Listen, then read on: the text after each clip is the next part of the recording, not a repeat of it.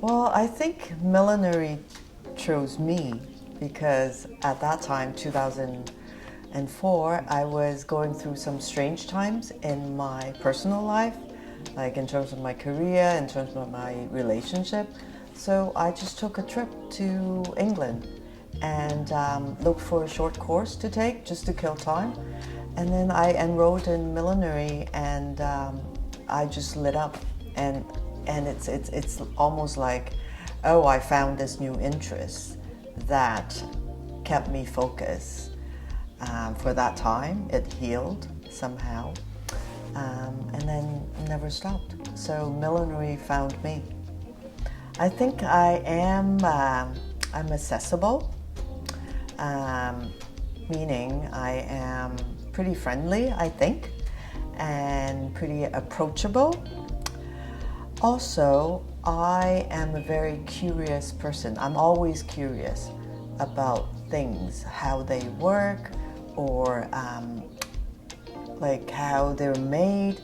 So that puts me into sort of like a maker's mode all the time because I'm trying to find out like what can I do, what's new, what's there. So I think approachable, curious, and I think I'm hardworking. So I'm constantly pushing myself to achieve something or to do something. So I think that might describe me. With my journey, I've been to a lot of places, did a lot of events. I think there are a few that I would like to mention. As one is when I was based in Hong Kong, I represented Hong Kong to show my work in Brussels. So there's an exhibition of different artists. So they chose a milliner, and then I got to do a collection and was shown in Brussels. And that's a very proud moment in my career. And after moving to Canada, I think there are a few events. There's one is Time Razor, which I get to do set up my studio at the event, and then I did a live hat making, so I got to show the crowd what actually a milliner does, and part of my tools were there. So it's pretty neat. I've never done that before. And then it leads to another event, which is pretty much like the fancier or the younger version of Queen's Plate. So that's the Greenwood Stakes. So it's like a horse racing event where all the fun and young people get to wear hats. So they appointed me as the official milliner. So I was able to put together a millinery parade with the models wearing my hats, and was the judge for the best dress, best hat. So that was fun. And also I did the TIFF style launch events, and I was able to show my work, and people attending the TIFF parties were able to pull my hats to wear for the night, and that was fun. Yeah. And I think the most recent one that I'm very proud of, especially during this hard time when the pandemic is sort of like a hard hit with everyone, especially the fashion industry. I got to collaborate with a designer to showcase my hats at New York Fashion Week. Although it's virtual, nobody could travel, but at least my hats got to be shown in New York Fashion Week. So that's pretty cool. My average day, woo, okay. Usually it's 10 a.m. start for me. I try not to go in later than 10 so that I have a good few hours to get the momentum going at the studio. And then depending on what I have to do, sometimes I will actually be cutting fabrics, doing work, and sometimes it will just be catching up with the emails and or organizing the projects. And then I definitely break for lunch, because for me, working, it's a very physical work, so I do need to break for lunch so that my body can rest. And then in the afternoon, at least a 5 hour in the studio, and then it's home for dinner and stuff. But I try to go in 5 days a week at least. And if I need to schedule any meeting with my clients, they might be coming on the weekends, and then I will go in on the weekend if it's necessary. Yeah, it's a daily thing. So I think I have sort of like sensor for things. If I am looking for inspiration, I just open my sensors and be inspired by anything. So if I am, like this day, I feel like I want to make something like a fancy piece, so I might start with like a vibe that I got from a movie, or a vibe that I got from a song, or even just looking at my materials to see what I have, what catches my eye, and sort of give me an inspiration, and then I'll take it from there. So it's forever changing where I get my inspiration from. But basically, it's I would say it's coming from the inside. So sometimes it's just not from an outside source. It's just like, oh, I want to create steampunk hat. So I already have this vibe in me that I really want to let out. So that might be an inspiration just urging to come out from the inside and to be transformed into a hat. I think the fashion industry is really going strong, because I have the opportunity to work with the brand, Greta Constantine, and they just dressed Amanda Corman for her cover on Time magazine. So, I mean, a Canadian brand being at that level. So you see our industry is really taking off and making a mark, especially in the American fashion industry scene. So definitely we're strong. The millinery industry in Canada, the way I see it, is because of the slow maker movement, because people are aware that fast fashion is no longer what they want. So definitely handmade hats have a big comeback.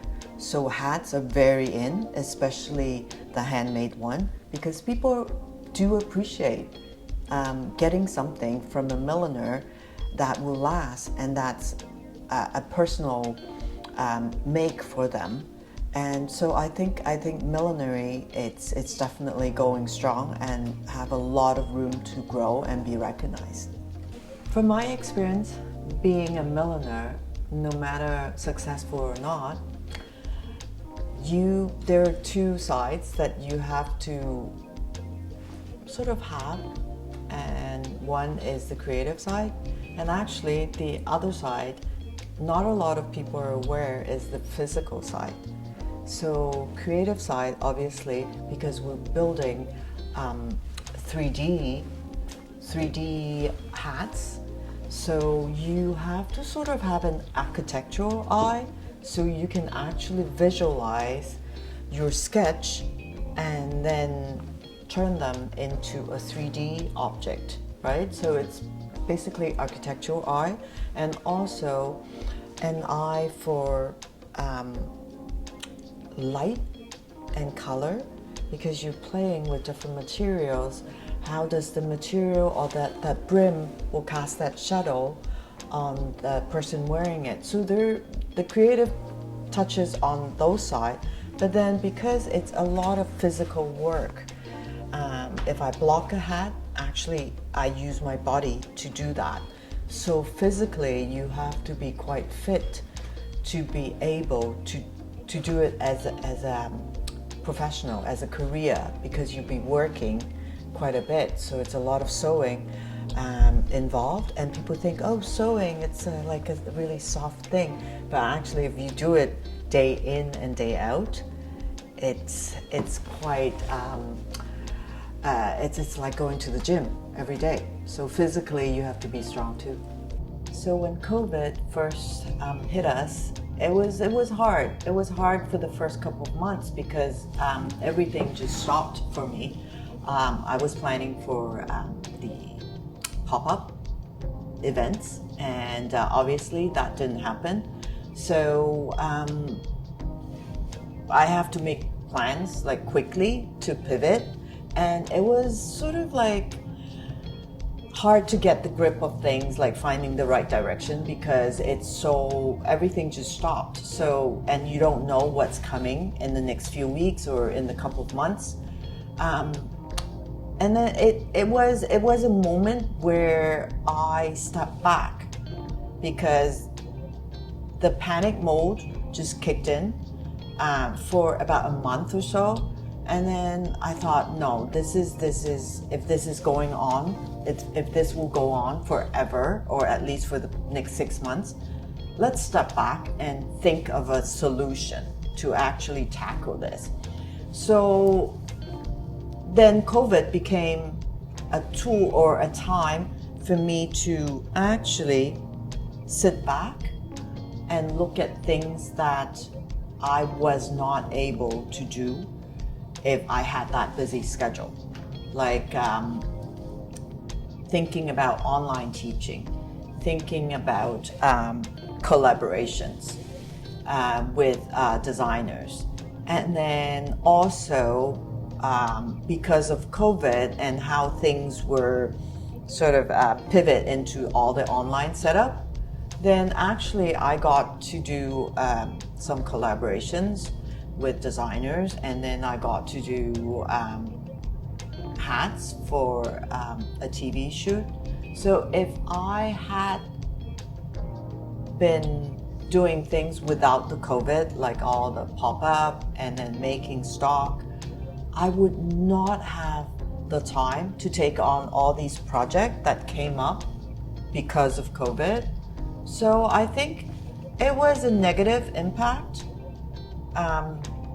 at the start, but it became sort of like something that I dealt with and made something out of it, and actually opened some new doors for me.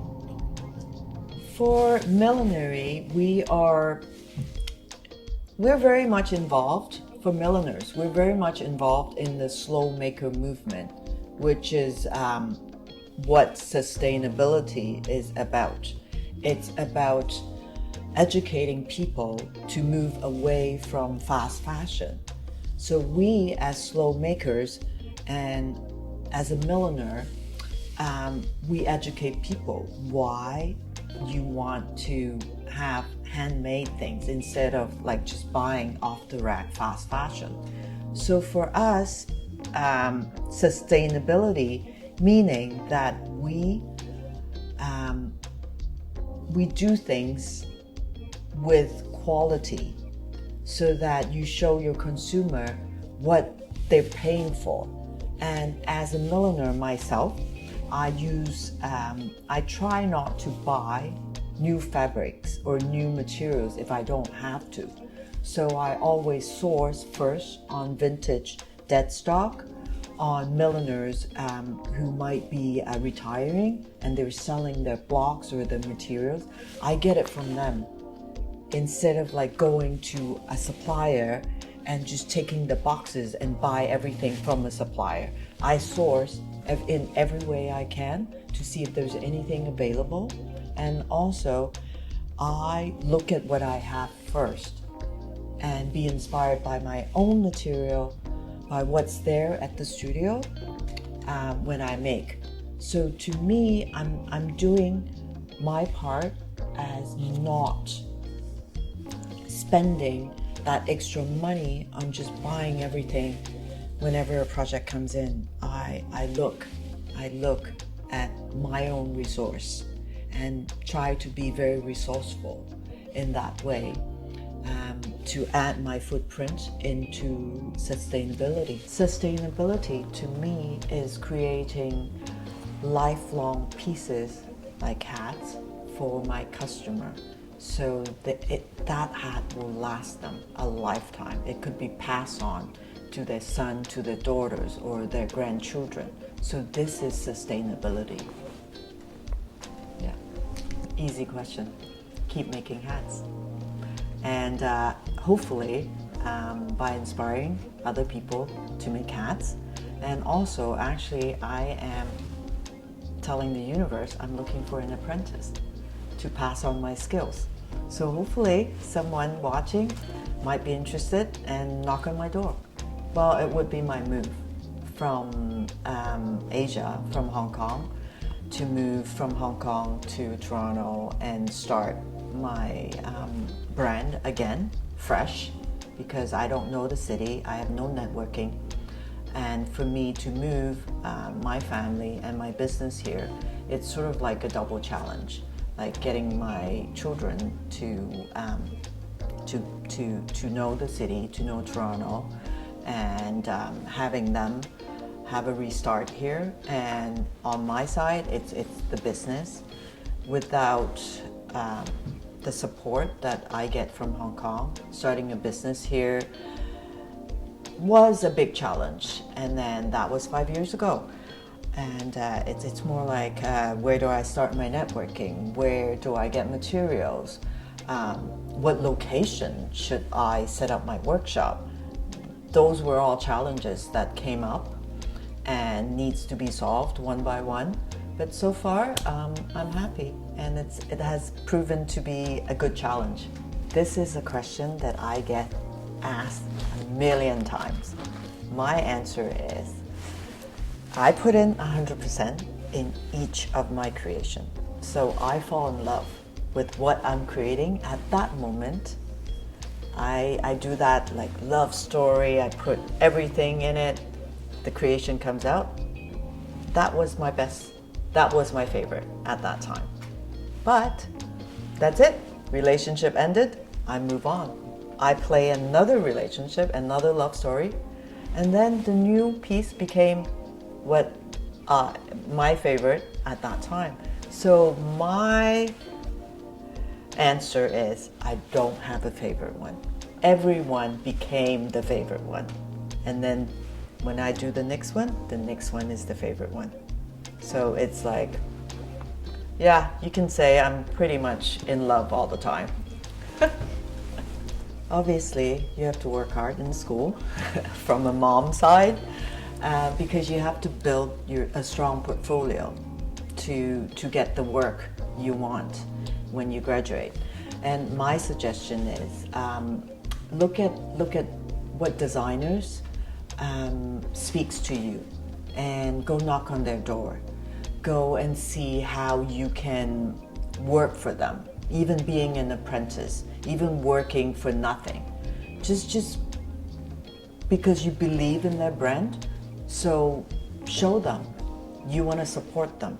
Go into the company, learn from them, because they have already walked that path of building a brand. And just go and be in that family that you want to be, and learn as much as you could before you even come out to start your own brand, because you can see how their brand work, you learn, and you also learn from their success and maybe even some mistakes that they made, and put that in you and digest it, so when you're ready to build your own, you have all that to back yourself up. So that's what I would recommend. Don't jump in to say, I have this dream to build my brand now, because you're gonna bump into walls and you might get defeated so quick, and it's not worth it. So go and knock on some doors, offer yourself, your help, and learn from people that you admire.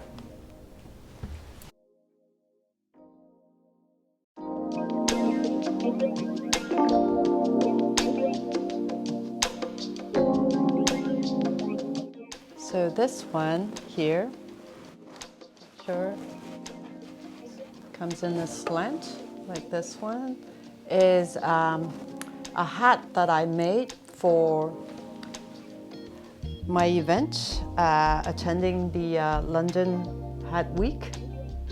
And this is a piece that I combined a vintage block shape like this one here, and then another block shape, which is a new block. It's supposed to be a crown block, so it's actually sitting on, like, let me show it better, like this.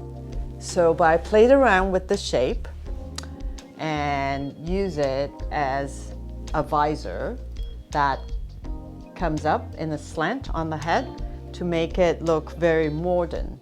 And actually some people said to me that it almost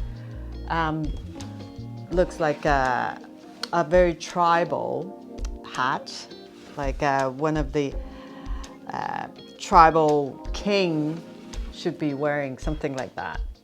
So it's very simple. I wanted to play with just a pop of color, the minimal trim. So I just put in 2 feathers that I cut just for the detail. And actually, I can model that for you.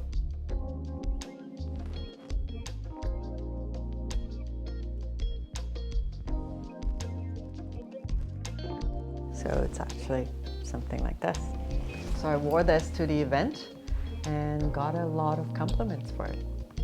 This is from the Block Common collection, and its name is the G hat.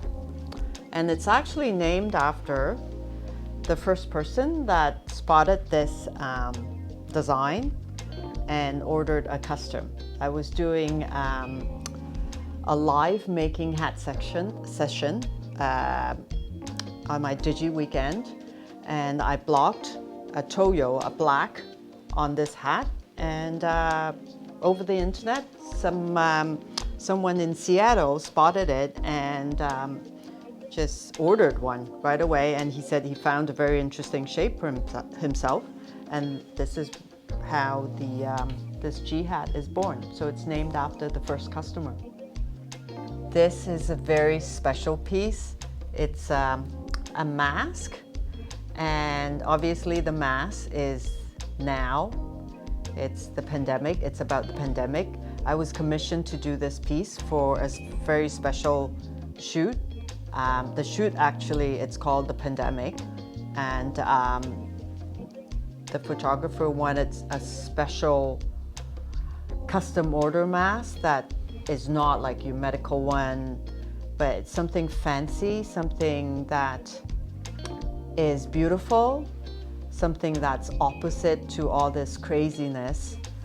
So I came up with a lace mask that I designed the pattern and made with millinery material, and also these leather flowers are also handmade. And then I thought, you know, the mask itself needed something. So I used a crin and put another section up there on top of the mask to use it as like a face shield. So it's actually going up like this. This is a piece that I created for an exhibition that I was invited to participate in London, England. It's for the London Craft Week. And I did a few other pieces, and this was one in the 5 pieces I made. This actually is from a block that I purchased from another milliner in Europe. I love this block so much, but I've never really attempted to do anything. So this is actually a piece that I created from that particular block. This is the first piece I created from it. And it's actually called the Thinker. So these geometric pointy shapes are actually your thoughts coming out in different direction. And then this is actually the brim, but it's all over, it's slanted. So this resembles our thoughts sometimes, that it's all over the place. It's not like, it's your thinking process. So you're here and there with your thoughts, and finally you put something together. So this is the process, and it's named because the thinker, because of that. This is the first block that I got when I was doing my first class in London, England. And I don't know a lot about blocks, but after the first class, I went straight away to Portobello, the vintage market, and started asking every single vendor, do you have a millinery block? Do you have a hat block? And I don't think a lot of people know what these things are. So this guy, I walked into his shop and he pointed to this, like, is that a hat block? I looked at it and it resembles the crown of, I think a top hat, I would say. So this is the first block that I purchased. And it has been with me for 17 years now. So this is my oldest block in my collection. And of course, this is much older than 17 years. So it must be from it might be from the 1800s. And obviously it's a men's size block because here there's a number right here, number 58. So it's actually the size of this block. So it will fit pretty big head size, like a 23 inches. So 58 is the centimeters. So this is my first block. This is a cloth shape block, and it's my first block of this shape. And this type of hat, it's very popular. This shape is very popular in the 1920s when ladies have very short bob cut, and these hats are actually very skull hugging. And this is something I really like. I really like this shape. So I remember I was on eBay looking for blocks to purchase, and this one showed up, and I just could not resist it. So I paid quite a bit for it, but it's really worth it because it's one of a very well-made block at that time, and it's a puzzle block. So puzzle block meaning when you've blocked your shape, everything, because it's tucked under, you take it, switch it, oops, and then you can pull from here. So this comes off, and then you can get your hat shape. You can unblock your hat shape actually. So these puzzle blocks are usually made in the States. Usually if you look at a block, the marking, this X, first it's for you to align the block, because this is a puzzle block. When it comes off into different pieces, this mark shows you how to align it. So this is the X, goes with the bottom X, and this also tells you this is the front of this shape. So your face should be here, and you should wear it this way. And this is the back, where there's no X on there. Yeah, you can start. Yeah. So this is a puzzle block. It comes in different pieces. And it opens up like this. So this is one. And then we go to the next side. And that's the other one. So, and then there's 2 more pieces for you to undo. During the blocking process, we use, as you've seen in my other video, that I've been using my thimble and pins. These are the pin marks that's left by me and also the other people who were working on this block before. So I call these pin holes ghosts. So it's from all the years that all the milliners have been working on it and leaving their mark. It's I see these pinholes very precious. It speaks about history of this block.